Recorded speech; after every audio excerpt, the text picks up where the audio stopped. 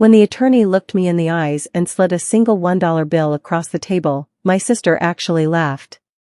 Then he announced she was inheriting $6.9 million, and my parents smiled proudly from the front row. They thought they had humiliated me for the last time.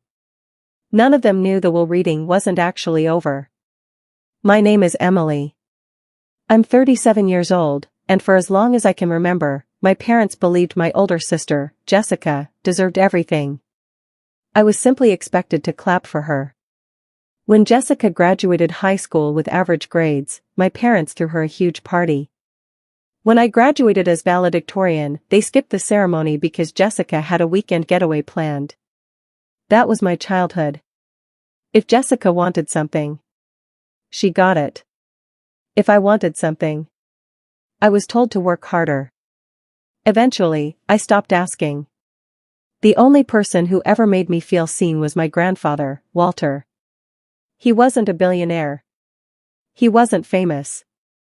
But he built a successful logistics company from nothing. Everyone respected him because he earned every dollar honestly. Grandpa believed actions mattered more than words. Every Saturday, while Jessica spent money at the mall, I sat with Grandpa at his office learning bookkeeping, contracts, and business ethics. He often smiled and said, "Money reveals character. It never creates it." I didn't fully understand those words until years later.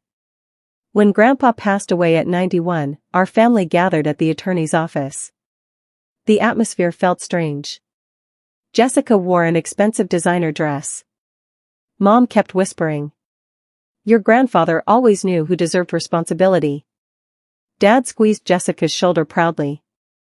Nobody even looked at me. The attorney introduced himself. Then he began reading. Several charitable donations came first. Then gifts to distant relatives. Finally, he reached our names.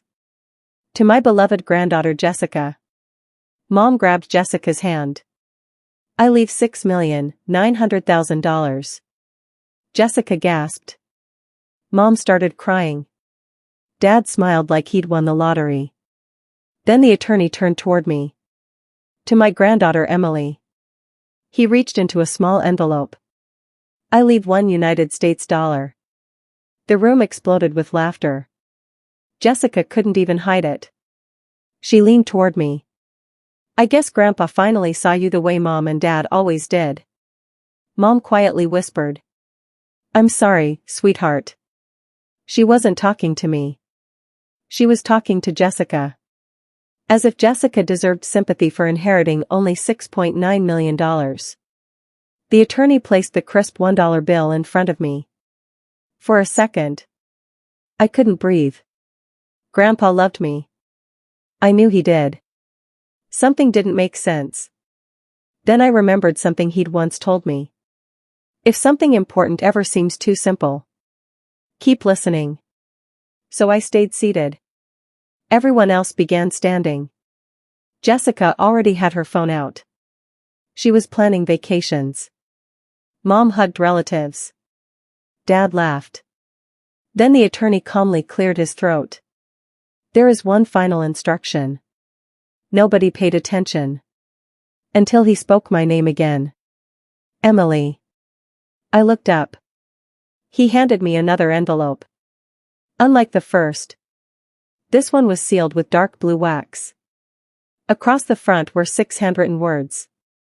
"Open only after receiving $1." The room suddenly became quiet. My hands trembled as I broke the seal. Inside was a handwritten letter. The first sentence made my heart race. "If you received $1, it means everyone behaved exactly as I expected." Jessica stopped smiling. The attorney continued reading aloud because Grandpa had requested it. "I intentionally left Jessica nearly all my personal wealth." Mom looked relieved again. Then the attorney kept reading. "Because money alone has never impressed me." Jessica frowned. "What does that mean?" The letter continued. "The $1 given to Emily legally activates Trustee Appendix C." Nobody understood. Neither did I. The attorney smiled for the first time. Then he reached beneath the table and placed another thick binder in front of me. "This," he said, "is trustee Appendix C." That was the first twist. Grandpa hadn't left me millions in cash. He had left me complete voting control of the family company. 91%. I stared at the documents. There has to be a mistake. There isn't. The attorney adjusted his glasses. Mr. Walter transferred controlling shares into an irrevocable trust 5 years ago. My parents looked confused. Jessica looked terrified. But I inherited the money. The attorney nodded. You inherited cash. He turned toward me. Emily inherited control. The room became completely silent. Grandpa's letter explained everything. He believed Jessica loved spending money. He believed I understood responsibility. He wrote, "Cash disappears. Character compounds." Then came the second twist. Grandpa had secretly included strict conditions attached to Jessica's inheritance. She couldn't access most of the money unless the company remained financially healthy for 10 years. And only the majority trustee, me, could approve extraordinary withdrawals. Jessica stood up. "This is ridiculous." Mom shouted. "Dad would never do this." The attorney calmly opened another folder. There were video recordings. Grandpa had anticipated exactly this reaction. The television switched on. Grandpa appeared smiling from his office. "If you're watching this, then my family is probably arguing." A few people nervously laughed. Grandpa looked directly into the camera. "Jessica, I love you. But I spent years watching you confuse wealth with success." Then he turned serious. "And Emily, you quietly solved problems nobody else even noticed." He described countless moments I had completely forgotten. Helping employees during difficult times. Balancing company accounts during college. Refusing bonuses I hadn't earned. Then Grandpa said something that completely changed the room. For 15 years. Emily has unknowingly prevented this company from collapsing 3 separate times. Jessica looked shocked. "So has everyone else," Grandpa continued. "Because I never announced her work. I wanted to know whether she'd still do the right thing without applause." Tears rolled down my face. I had never wanted recognition. I just loved working beside him. Then came the biggest twist. Grandpa looked directly into the camera again. "If Jessica laughs when Emily receives $1, the attorney will also reveal the audit." Jessica's smile vanished instantly. "What audit?"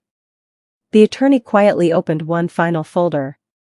Months before Grandpa died, he ordered a confidential forensic audit. Not because he suspected me. Because he suspected someone close to him. The investigation uncovered nearly $2 million in unauthorized personal spending. Luxury vacations. Private shopping. High-end vehicles. Everything had been billed to family accounts. Jessica's face turned white. Mom started shaking. Dad lowered his head. The attorney looked directly at Jessica. Nearly every unauthorized expense required 2 approvals. One belonged to Jessica. The other belonged to my father. Nobody spoke. The room felt frozen.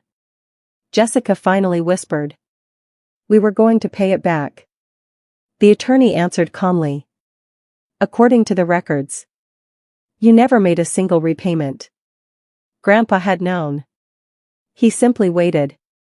Rather than confronting them publicly during his lifetime, he built the truth directly into his estate plan. The inheritance wasn't punishment. It was evidence. Within weeks, Jessica's inheritance became tied up in legal proceedings while investigators recovered company funds. My father resigned from every leadership position. My mother stopped attending board events because she couldn't face employees who had trusted our family for decades. As for me, the board voted unanimously to confirm me as permanent CEO. Not because I was Grandpa's favorite. Because they had quietly watched me earn their respect for years. Several months later, Jessica asked to meet me. She looked exhausted. I hated you because Mom and Dad always compared us. I looked at her. They never compared us. They competed through us. She cried. For the first time. Not because she lost money. Because she realized she'd spent her entire life chasing approval instead of becoming someone she could respect. I eventually helped her find a financial advisor and therapist. Not because she deserved another fortune. Because healing mattered more than revenge. Today, Grandpa's photograph still sits inside my office. Every difficult decision begins the same way. I look at that picture and remember the lesson he taught me as a little girl. Money doesn't reveal who's important. It reveals who people already are. At the will reading, my parents believed giving my sister $6.9 million and handing me $1 would become the most humiliating day of my life. Instead, that single dollar unlocked everything they never imagined. It exposed the truth, protected my grandfather's legacy, and proved that sometimes the smallest inheritance carries the greatest value of them all.